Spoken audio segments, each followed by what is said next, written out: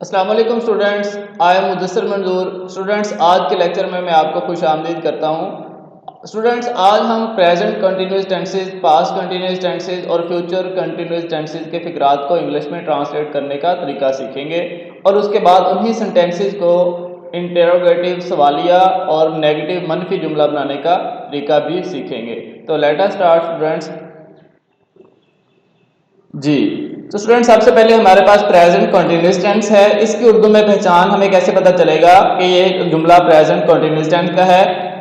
ये फेल जो मौजूदा ज़माने में जारी हो, जैसे हम काम कर रहे हैं, जैसा कि इस वक्त मैं आपको पढ़ा रहा हूँ, तो ये आपका प्रेजेंट कंटिन्यूस टेंस का फिक्रा कहलाता है।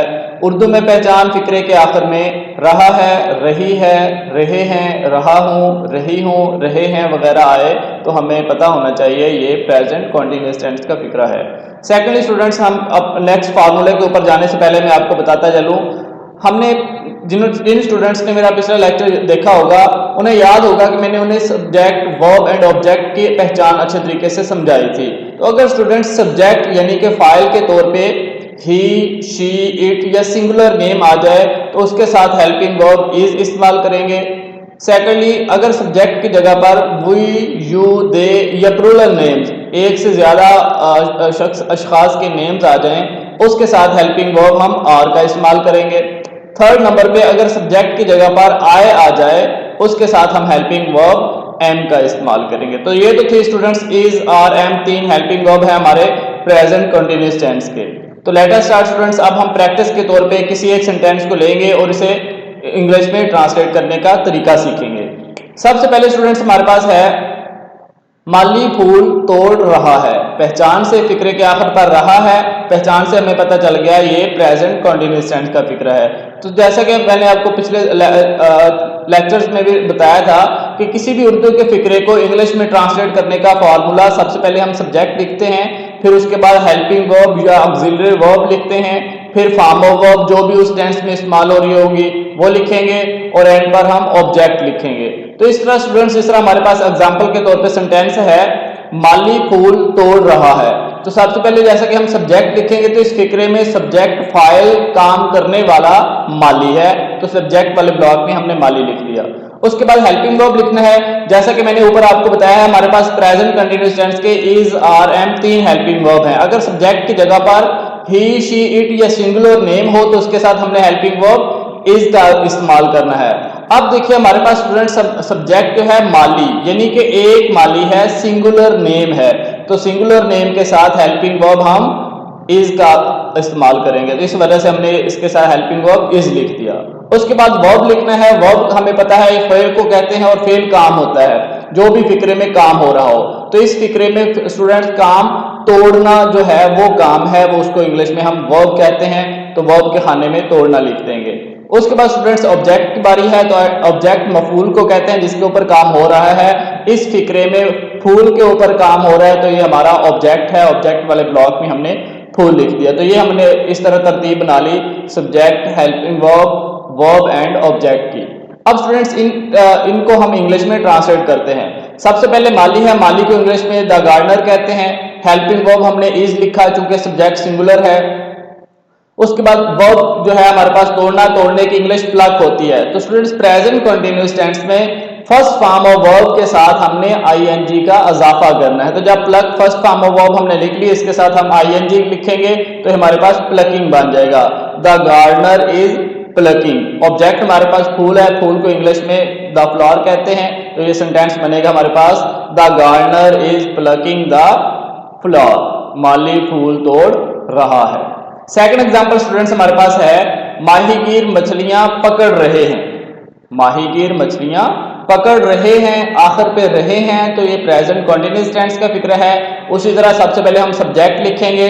सब्जेक्ट हमारे पास माहीगीर है, माहीगीर हमने लिख दिया।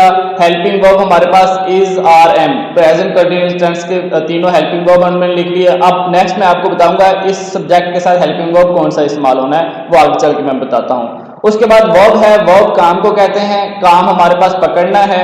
ऑब्जेक्ट मफूल जिसके ऊपर काम हो रहा है, मछलियों के ऊपर काम हो रहा है, तो हमने ऑब्जेक्ट के ब्लॉक में मछलियां लिख दिया। अब इसको इंग्लिश में ट्रांसलेट करते हैं। माहीगीर, ज्यादा सारे माहीगीर हैं। फिक्रे को पढ़ते हुए हमें पता चल गया माहीगीर मछलियां पकड़ रहे हैं। इट मीन्स कि ज्यादा सारे माहीगीर मछलियां पकड़ रहे हैं। तो ज्यादा माहीगीरों के लिए द फिशरमैन लिखेंगे। अब देखिए स्टूडेंट्स, सब्जेक्ट हमारे पास प्लूरल है। प्लूरल मीन के ज्यादा सब्जेक्ट हैं, तो ज्यादा सब्जेक्ट हैं, जिस तरह के हमने पढ़ा था प्लूरल नेम्स या प्लूरल नेम्स के साथ हमने हेल्पिंग वर्ब आर लिखना है।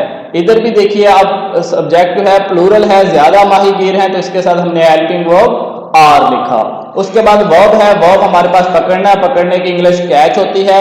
जैसे कि हमने पढ़ा है कि प्रेजेंट कंटिन्यूअस टेंस में फर्स्ट फॉर्म ऑफ वर्ब के साथ हम आईएनजी का इजाफा करते हैं। कैच के साथ आईएनजी लिखेंगे तो ये कैचिंग बन जाएगा।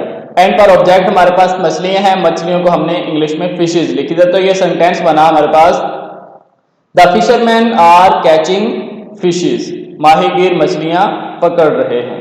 थर्ड एग्जांपल स्टूडेंट्स हमारे पास है चपरासी घंटी बजा रहा है। आखिर पे रहा है, प्रेजेंट कंटीन्यूअस टेंस का फिक्र है।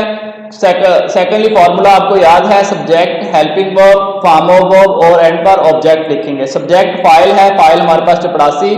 उसके बाद हेल्पिंग वर्ब हमारे पास इज, आर, एम, तीन हेल्पिंग वर्ब है प्रेजेंट कंटीन्यूअस टेंस में। ये नेक्स्ट चल के मैं आपको बताऊंगा कि इस सब्जेक्ट के साथ कौन सा हेल्पिंग वर्ब क्यों आना है।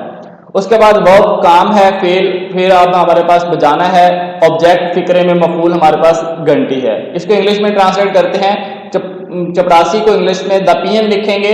अब देखिए स्टूडेंट्स, सब्जेक्ट हमारे पास सिंगुलर है। चपरासी एक चपरासी है। जब सिंगुलर सब्जेक्ट हो तो उसके साथ हमने ऊपर पढ़ा है सिंगुलर सब्जेक्ट के साथ हेल्पिंग वर्ब इज इस्तेमाल होता है। इस वजह से हमने इस सब्जेक्ट के साथ हेल्पिंग वर्ब इज लिखा। उसके बाद वर्ब है हमारे पास बजाना। English first form of verb बजाने की रिंग होती है। इसके साथ हमने आईएनजी का इजाफा करना है क्योंकि ये प्रेजेंट कंटीन्यूअस टेंस का फिक्र है, तो ये हमारे पास बन जाएगा रिंगिंग। एंड पर ऑब्जेक्ट हमारे पास घंटी है, तो इसके साथ हम द बेल लिखेंगे। तो ये सेंटेंस बनेगा the peon is ringing the bell, चपरासी घंटी बजा रहा है। अब इन्हीं सेंटेंसेस को स्टूडेंट्स हम नेगेटिव यानी कि मनफी सेंटेंसेस बनाएंगे, नहीं वाले जुमले बनाएंगे। तो नेगेटिव फिक्रात मनफी जुमलों में फाइल के बाद जिस तरह हम सब्जेक्ट यानी कि फाइल के बाद हेल्पिंग वर्ब लगाते हैं, तो हेल्पिंग वर्ब के बाद हम नॉट का इजाफा कर देंगे, वो हमारा नेगेटिव यानी कि मनफी जुमला बन जाएगा। जिस तरह कि हमने लिखा है मनफी जुमलों में फाइल के बाद am not, are not, is not लगाया जाता है, यानी कि हेल्पिंग वर्ब के बाद नॉट लगाया जाता है। इसके बाद फेल की पहली फॉर्म लगाई जाती है। आइए स्टूडेंट्स प्रैक्टिस के तौर पे मनफी सेंटेंसेस को इंग्लिश में ट्रांसलेट करने का तरीका सीखते हैं। सबसे पहले हमारे पास फर्स्ट सेंटेंस है माली फूल नहीं तोड़ रहा है। आखिर पे रहा है, प्रेजेंट कंटीन्यूअस टेंस का फिक्र है। फॉर्मूला सेम है, सब्जेक्ट फिर हेल्पिंग वर्ब के बाद हम नॉट लगाएंगे। उसके बाद first form of verb plus ING और एंड पर ऑब्जेक्ट लिखेंगे। सब्जेक्ट हमारे पास फिक्रे में जैसा कि माली है, माली को हम इंग्लिश में द गार्डनर लिखेंगे। उसके बाद चूंकि सब्जेक्ट सिंगुलर है, इसके साथ हेल्पिंग वर्ब इज आएगा। इज के साथ चूंकि नेगेटिव सेंटेंस है, हेल्पिंग वर्ब के बाद हम नॉट लिखेंगे, द गार्डनर इज नॉट। आगे वर्ब है, वर्ब जो हमारे पास काम तोड़ना है, तोड़ने की इंग्लिश प्लग होती है, फर्स्ट फॉर्म लिखनी है। उसके साथ हमने आईएनजी का इजाफा करना है और प्लकिंग बन जाएगा। एंड पर ऑब्जेक्ट फूल है, फूल को इंग्लिश में हम द फ्लावर लिखेंगे। तो ये स्टूडेंट्स हमारे पास सेंटेंस बनेगा the gardener is not plucking the flower, माली फूल नहीं तोड़ रहा है। सेकंड एग्जांपल है माहीगीर मछलियां नहीं पकड़ रहे हैं। फर्स्ट ऑफ ऑल हमें पहचान से पता चला प्रेजेंट कंटीन्यूअस टेंस का फिक्र है। थर्ड नंबर पे माहीगीर मछलियां नहीं पकड़ रहे हैं। फिक्रे से हमें पता चला कि माहीगीर सब्जेक्ट जो है वो ज्यादा है। सब्जेक्ट हमारे पास माहीगीर है यानी कि ज्यादा माहीगीर हैं। हेल्पिंग वर्ब हमारे पास इज, आर, एम है। नेगेटिव सेंटेंस है तो इसके सामने नॉट का इजाफा करना है। वर्ब हमारे पास काम पकड़ना है, ऑब्जेक्ट मफूल हमारे पास मछलियां हैं। तो इस तरह स्टूडेंट्स हम लिखेंगे माहीगीर को इंग्लिश में द फिशरमैन, चूंकि ज्यादा माहीगीर है इसको फिशरमैन लिखेंगे। अब प्लूरल सब्जेक्ट प्लूरल है तो प्लूरल सब्जेक्ट के साथ हमें याद है हेल्पिंग वर्ब हम आर लगाते हैं। उसके बाद हम जब नेगेटिव सेंटेंस हो तो हेल्पिंग वर्ब के बाद हमने नॉट का इजाफा कर दिया। वर्ब की फर्स्ट फॉर्म वर्ब जो है हमारे पास पकड़ना, पकड़ने को इंग्लिश में कैच कहते हैं और उसके साथ हमने आईएनजी का इजाफा किया तो हमारे पास वर्ड बन जाएगा कैचिंग। एंड पर ऑब्जेक्ट हमारे पास फिशेज है। तो ये सेंटेंस बनेगा the fisherman are not catching the fishes, माहीगीर मछलियां नहीं पकड़ रहे। थर्ड एग्जाम्पल स्टूडेंट्स हमारे पास है चपरासी घंटी नहीं बजा रहा है। पहचान से हमें पता चला प्रेजेंट कॉन्टिन्यूअस टेंस का फिक्र है। तो सबसे पहले हम सब्जेक्ट लिखेंगे। सब्जेक्ट हमारे पास फाइल चपरासी है, उसके बाद हेल्पिंग वर्ब है। हमारा हेल्पिंग वर्ब हमारे पास is, are, am, 3 helping verb है। नेगेटिव सेंटेंस है तो नेगेटिव में हमने हेल्पिंग वर्ब के बाद नॉट का इजाफा करना है। उसके बाद वर्ब काम हमारे पास बजाना है, बजाने की इंग्लिश रिंग होती है। फर्स्ट फॉर्म ऑफ वर्ब के साथ हम आईएनजी का इजाफा करेंगे, कंटीन्यूअस टेंस का फिक्र है क्योंकि। एंड पर ऑब्जेक्ट घंटी है, ऑब्जेक्ट और घंटी को हम इंग्लिश में द बेल लिखेंगे। तो सेंटेंस बनेगा the peon is not ringing the bell, चपरासी घंटी नहीं बजा रहा है। तो ये तो थे स्टूडेंट्स हमने मनफी जुमलों किए जिनमें नहीं नेगेटिव सेंटेंसेस थे। अब हम इन्हीं सेंटेंसेस को इंटरोगेटिव यानी कि सवालिया फिक्रा बनाकर उसको इंग्लिश में ट्रांसलेट करेंगे। सादा सवालिया जुमलों का तर्जुमा करते वक्त हेल्पिंग वर्ब यानी कि इज, आर, एम फिक्रे के शुरू में इस्तेमाल करते हैं और आखिर पर सवालिया निशान लगा देते हैं। तो स्टूडेंट्स मैंने आपको पिछले लेक्चर्स में भी बताया था कि किसी भी सेंटेंस को इंटरोगेटिव यानी कि सवालिया फिक्रा बनाते हुए उस मज़कूरा सेंटेंस में इस्तेमाल होने वाले हेल्पिंग वर्ब को फिक्रे के शुरू में ले आएंगे, बाकी तरतीब वही रहने देंगे, तो हमारा वो इंटरोगेटिव सवालिया फिक्रा बन जाएगा। फर्स्ट एग्जांपल हमारे पास है क्या माली फूल तोड़ रहा है, आखिर पे रहा है तो प्रेजेंट कंटिन्यूअस टेंस का फिक्रा है। सेकंड हमें पता है कि एंड पर क्वेश्चन मार्क है तो ये सवालिया फिक्रा है। तो सवालिया फिक्रा बनाने के लिए सबसे पहले हम हेल्पिंग वर्ब लिखेंगे, फिर उसके बाद सब्जेक्ट, फिर फॉर्म ऑफ वर्ब और एंड पर ऑब्जेक्ट लिखेंगे। हेल्पिंग वर्ब को हमने सब्जेक्ट को देखते हुए स्टूडेंट्स हेल्पिंग वर्ब लगाना है। जैसा कि हमने पहले पढ़ा है कि सब्जेक्ट अगर सिंगुलर हो तो हम उसके साथ हेल्पिंग वर्ब इज, अगर सब्जेक्ट प्लूरल या आई हुई हो तो उसके साथ हेल्पिंग वर्ब आर आएगा, अगर आई इस्तेमाल हो सब्जेक्ट के तौर पे तो उसके साथ हेल्पिंग वर्ब एम इस्तेमाल होगा। तो जिस तरह के स्टूडेंट सब्जेक्ट हमारे पास माली यानी कि एक गार्डनर है, सिंगुलर नेम है, इसके साथ हेल्पिंग वर्ब इज आता है, तो हेल्पिंग वर्ब की जगह पे इज लिखेंगे। सब्जेक्ट हमारे पास फिक्रे में माली है जिसको इंग्लिश में द गार्डनर लिखेंगे। वर्ब काम जो है हमारे पास तोड़ना है, तोड़ने को इंग्लिश में प्लग कहते हैं, उसके साथ हम आईएनजी का इजाफा करेंगे तो ये प्लकिंग वर्ड बन जाएगा। एंड पर ऑब्जेक्ट हमारे पास फूल है, फूल को इंग्लिश में द फ्लावर लिखेंगे, तो ये सेंटेंस बनेगा is the gardener plucking the flower, क्या माली फूल तोड़ रहा है। इस तरह हमने स्टूडेंट्स इस सेंटेंस को इंग्लिश में ट्रांसलेट कर लिया। सेकंड एग्जांपल हमारे पास है क्या माहीगीर मछलियां पकड़ रहे हैं। पहचान से हमें पता चला प्रेजेंट कंटीन्यूअस टेंस का फिक्र है। सेकेंडली हमें क्वेश्चन मार्क से पता चला ये इंट्रोगेटिव यानी कि प्रेजेंट कंटीन्यूअस टेंस का सवालिया फिक्रा है। तो उसी तरतीब के साथ सबसे पहले हम हेल्पिंग वर्ब, फिर सब्जेक्ट, फिर वर्ब लिखेंगे और एंड पर ऑब्जेक्ट लिखेंगे।